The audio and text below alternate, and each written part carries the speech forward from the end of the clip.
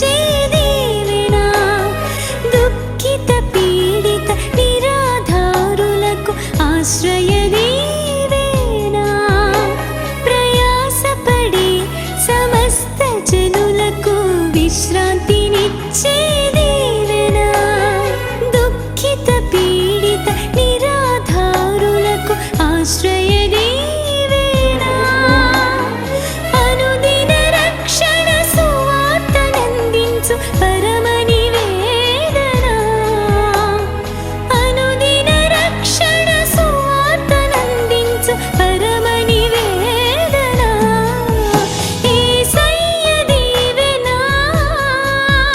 యేసయ్య దీవెన, యేసయ్య దీవెన, యేసయ్య దీవెన.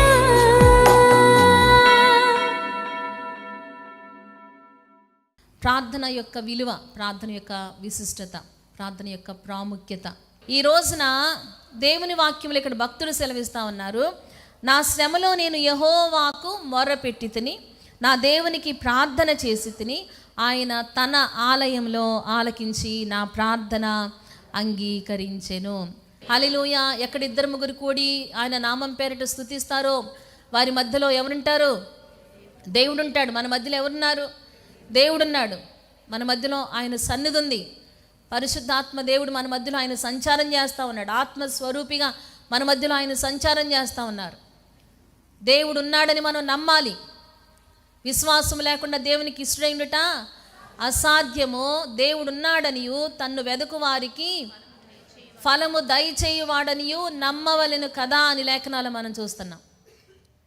అలవాటుగా మందిరానికి మనం వస్తూ ఉంటాం.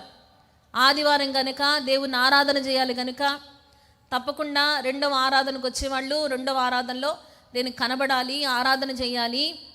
ఇది ప్రతి ఆదివారం నా దినచర్యలో ఒక భాగంగా కొంతమంది దాన్ని ఆచరణగా చేస్తూ ఉంటారు. మంచిదే, ఆ దేవుని మందిరానికి రావాలి. అయితే ఆచరణగా కాదు, ఆధ్యాత్మికంగా దేవుని దగ్గర నుంచి ఏదో ఒకటి నేను పొందుకోవాలని పట్టుదల కలిగి వచ్చినప్పుడు దేవుడు తప్పకుండా మన జీవితాల్లో ఆయన అద్భుతాలు జరిగిస్తారు.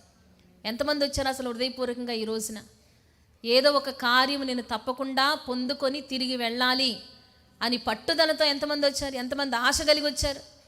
నేను ఆయన దగ్గరికి వెళ్తున్నాను, దేవుడు ఉన్నాడు, ఆయన ఈ రోజున వెతకబోతా ఉన్నాను, ఆయన వెతికినప్పుడు దేవుడు తప్పకుండా నాకు ఫలము దయచేస్తాడు, ఆయన దగ్గర నుంచి ఏదో ఒక కార్యం పొందుకొని తప్పకుండా నేను తిరిగి వెళ్ళాలని ఎంతమంది వచ్చాం ఆసక్తితో? అటువంటి ఆశతో రావాలి. ఎవరి దగ్గరికి వస్తున్నాం? మనం దేవుని దగ్గరికి వస్తున్నాం. ఇక్కడ ఆలయంలో ఎవరుంటారంట? దేవుడు ఉంటాడంట. దేవుడు ఆయన సంచారం చేసేటువంటి స్థలము, ఆయన నివాస స్థలంలోనికి వచ్చాం. ఆయన కోరుకున్నటువంటి స్థలంలోనికి వచ్చాం.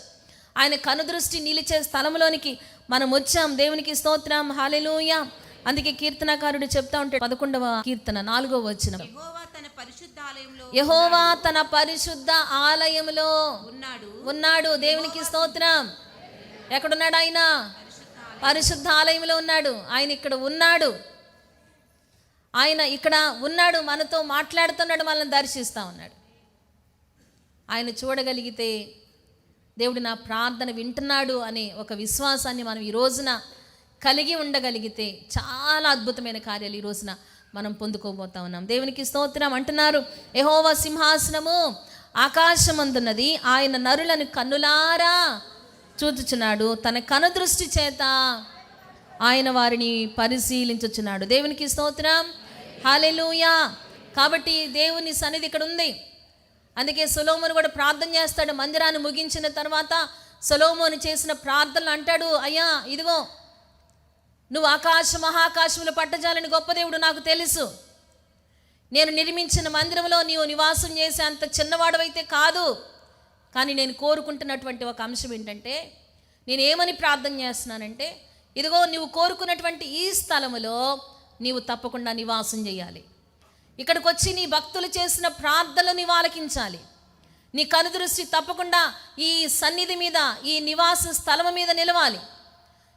ఈ సన్నిధిలోకి వచ్చి ఎంతమంది ప్రార్థన చేస్తున్నారో వారందరి ప్రార్థనలు తప్పకుండా నీవు ఆలకించాలయ్యా అని సొలొమోను కూడా మందిరాన్ని ప్రతిష్ఠ చేసిన తర్వాత అతడు చేసినటువంటి ప్రార్థన మనకి కనబడుతూ ఉంటుంది. దేవునికి స్తోత్రం, హల్లెలూయా, హల్లెలూయా. కాబట్టి నమ్మాలి, మనం వచ్చినటువంటి ఈ స్థలములో దేవుడున్నాడు.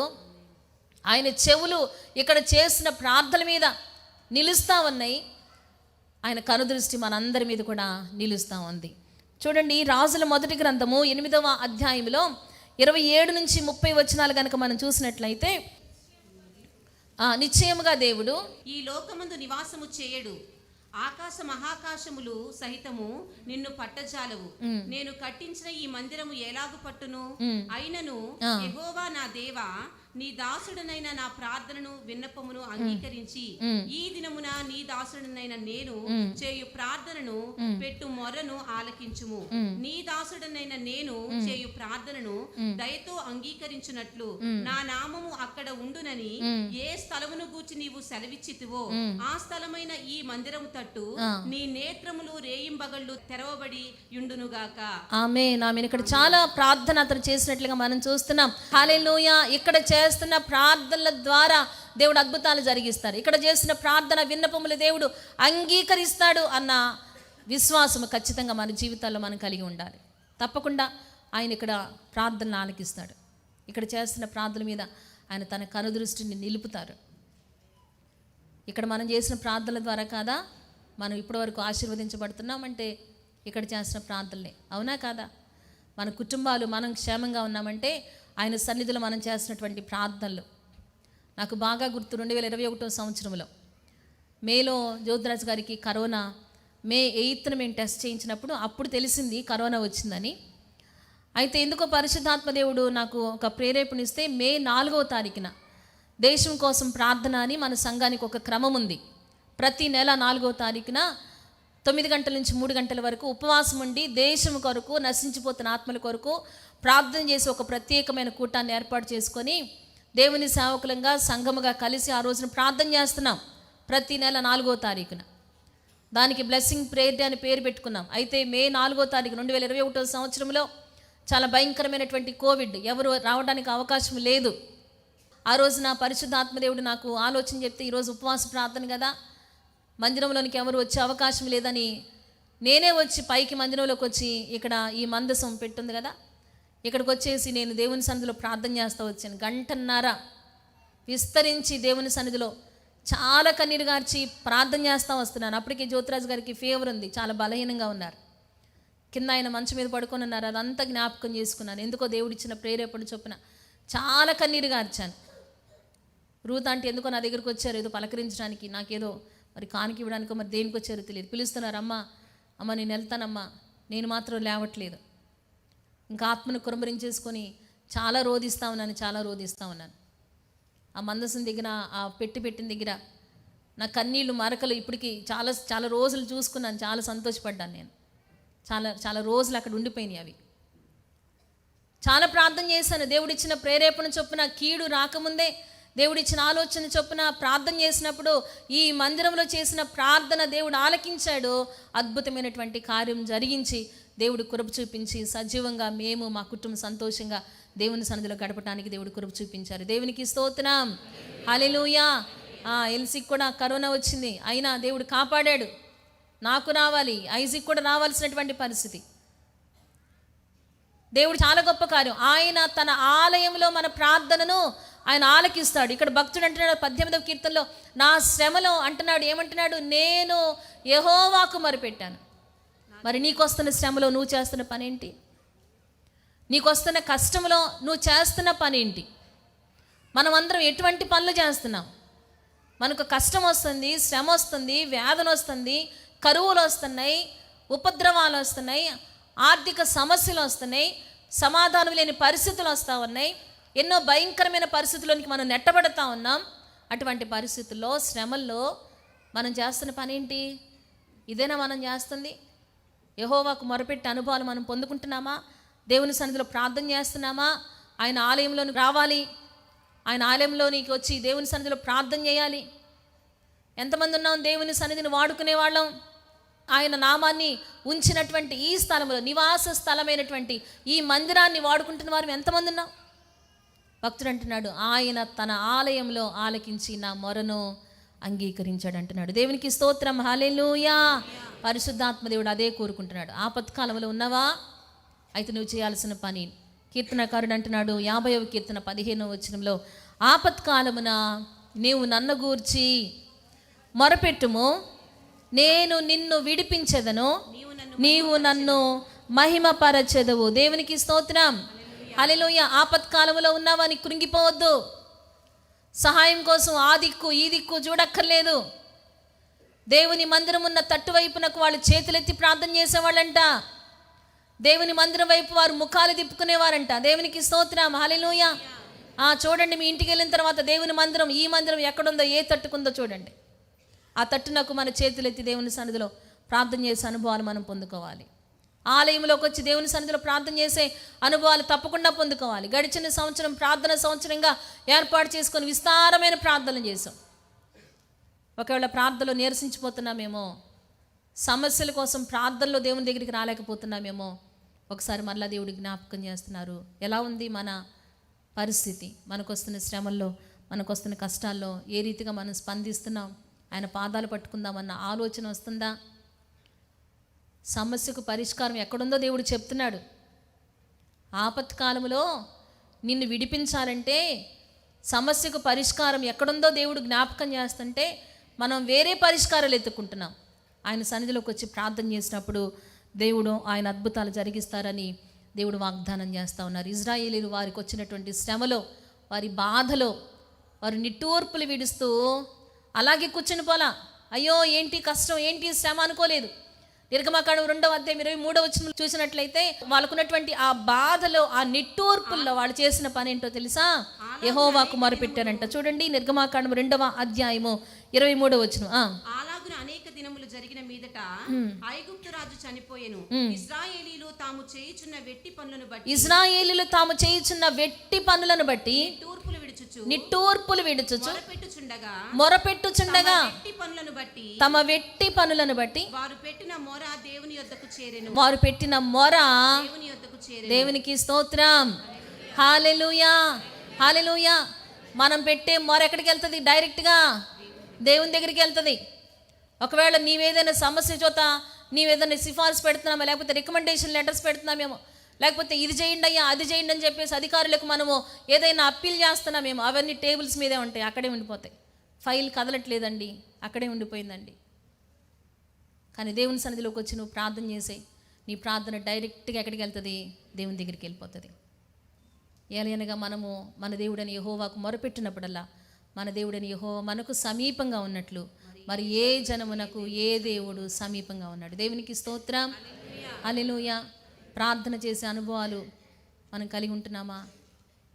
ఒక్కసారి మన జీవితాలను ముందుకు తీసుకొండండి. వచ్చే శ్రమల్లో కన్నీరు గారుస్తున్నామా? ప్రార్థన చేస్తున్నామా? గృహాల్లో, లేకపోతే ఆలయంలో, లేకపోతే దేవుడు నీకు ఇచ్చినటువంటి స్థలాల్లో ప్రార్థన చేసే అనుభవాలు మనం కలిగి ఉంటున్నామా లేదా అనేది ఒక్కసారి పరిశీలన చేసుకోవాలి. దేవునికి స్తోత్రం. శ్రమల్లో ఉన్న అనేక మంది రాజులు వారు ప్రార్థన చేశారు. మనందరికీ తెలుసు, యెహోషాపాతు ఆయన మీదకి 3 శత్రు సైన్యాలు వచ్చినాయంట. 3 శత్రు సైన్యాలు వస్తే ఒక రాజు చేసే పని ఏంటో తెలుసా? ఇతరుల రాజులను ఆశ్రయిస్తాడు, తన పక్కనటువంటి స్నేహితులను ఆశ్రయిస్తాడు. 3 శత్రు సైన్యాలు వస్తే దగ్గర 5-6 సమకూర్చుకొని వాళ్ళ మీదకి యుద్ధానికి వెళ్ళానటువంటి పరిస్థితి.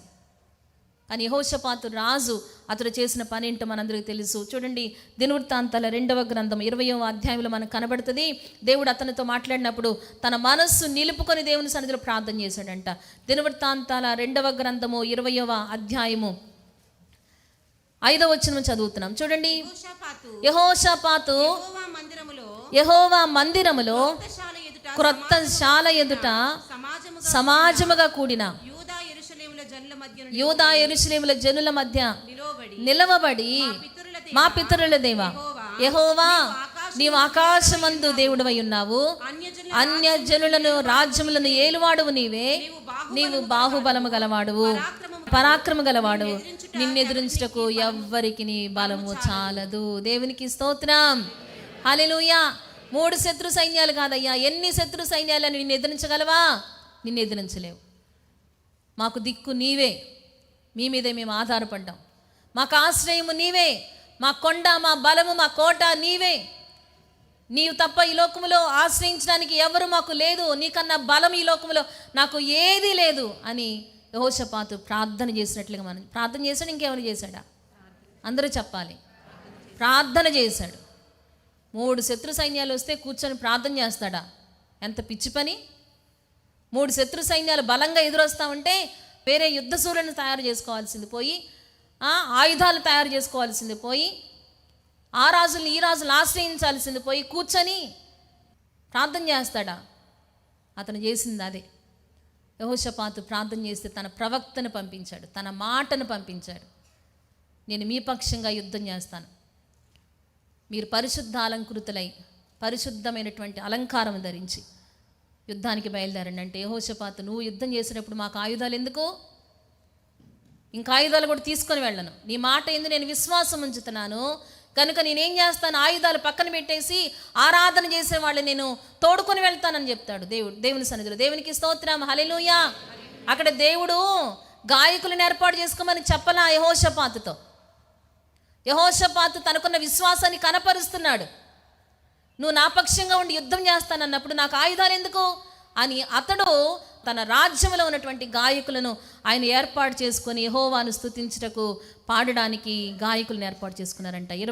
22వ వచనంలో వారు పాడుటకు స్తుతించుటకు మొదలు పెట్టగా యెహోవా జోక్యం చేసేసుకున్నాడు. దేవునికి స్తోత్రం. అందరూ సంతోషంగా బిగ్గరగా దేవునికి స్తోత్రం చెల్లిందాం. హల్లెలూయా.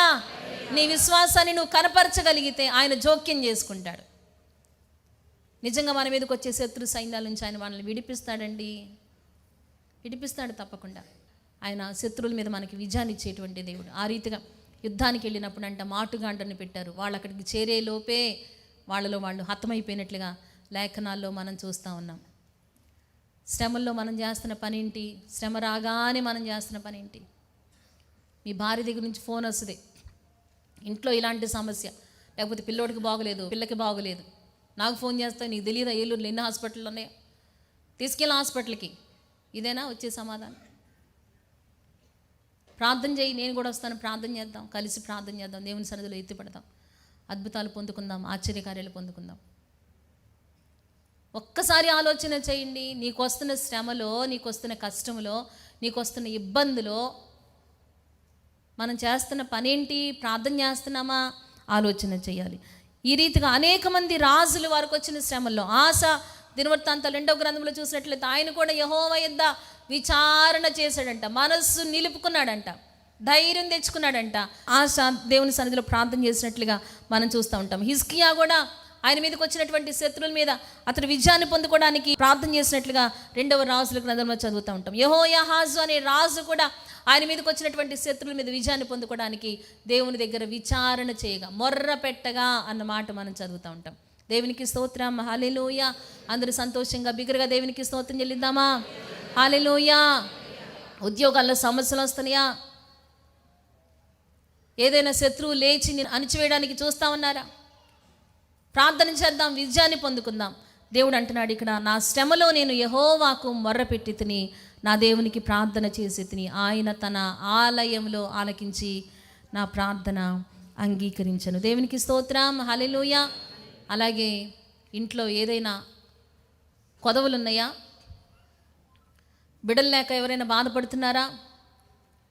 ఆర్థిక సమస్యల చేత బాధపడుతున్నారా? అప్పు భారంతో ఉన్నారా? మనం చేస్తున్న పని ఏంటి? ఈ అప్పు తీర్చడానికి ఇంకొక చోట అప్పు చేస్తూ ఉంటాం కదా. మన ఆలోచనలోనికి మనం వెళ్ళిపోతూ ఉంటాం. దేవుని కార్యాల కోసం ఎదురు చూసే వాళ్ళం తక్కువైపోతూ ఉన్నారు. దేవుని ఆత్మ కార్యాల కోసం ఎదురు చూసే వాళ్ళు తక్కువైపోతూ ఉన్నారు. దేవుడు మనతో మాట్లాడతాను. దేవుని సన్నిధిలోకి వచ్చి మనం ప్రార్థన చేసినప్పుడు దేవుడు తప్పకుండా ఆయన అద్భుతాలు జరిగిస్తారు. బిడ్డలు లేని వారు ఎవరైనా ఉంటుంటే కనుక దేవుని సన్నిధిలోకి వచ్చి ప్రార్థన చేయండి.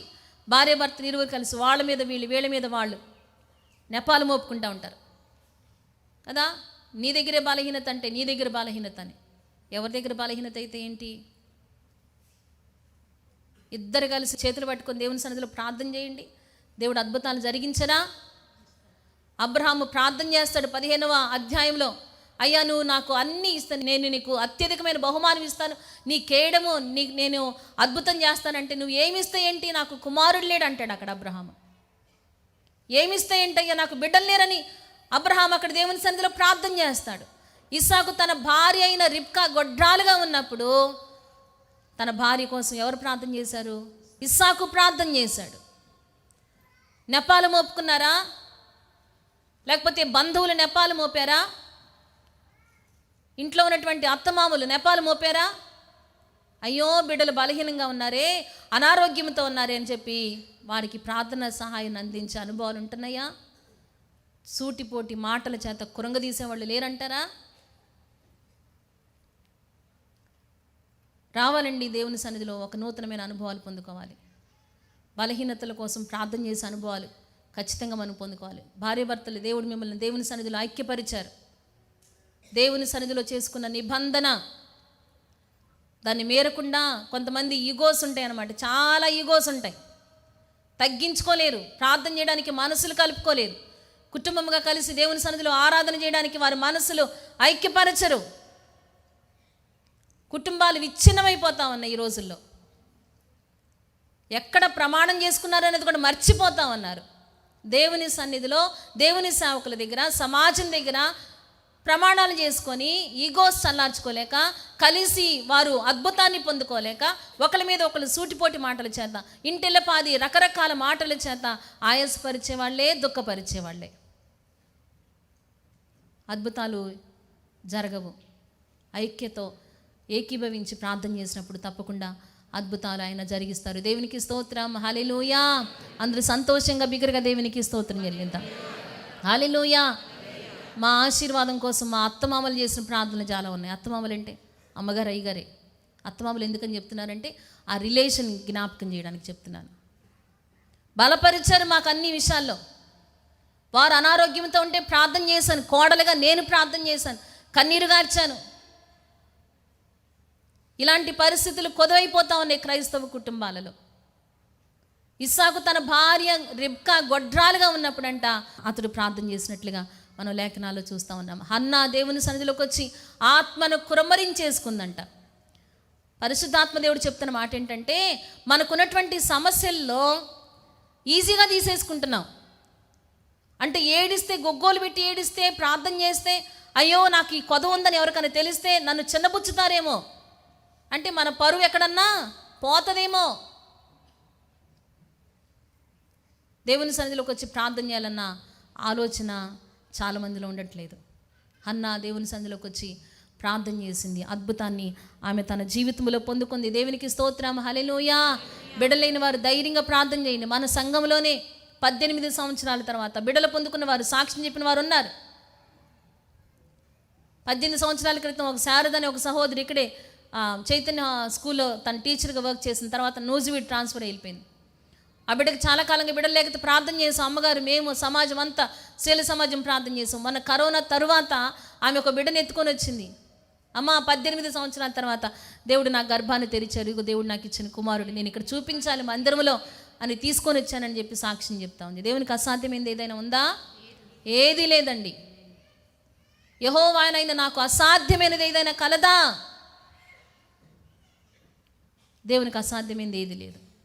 దేవుడిచ్చిన వాగ్దానం అది. గర్భఫలము యెహోవా ఇచ్చు, చెప్పాలందరూ బహుమానము. మన భోజనపు బల్ల చుట్టూ పిల్లలు ఉండడానికి దేవుడు మనల్ని ఆశీర్వదించాడు. వారు పచ్చని ఒలీవ మొక్కల వలె ఉండడానికి దేవుడు మనల్ని ఆశీర్వదించేశాడండి. ఆశీర్వాదాన్ని పొందుకోవాలి.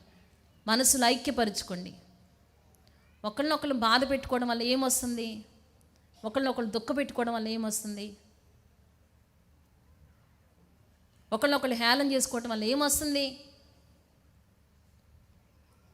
ఆశీర్వాదం పొందుకోవడానికి, వాగ్దానాన్ని స్వతంత్రించుకోవడానికి మనస్సులు ఐక్యపరిచినప్పుడు దేవుడు ఆయన అద్భుతమైనటువంటి కార్యాలు ఆయన జరిగించేటువంటి దేవుడు. దేవునికి స్తోత్రం, హల్లెలూయా, హల్లెలూయా.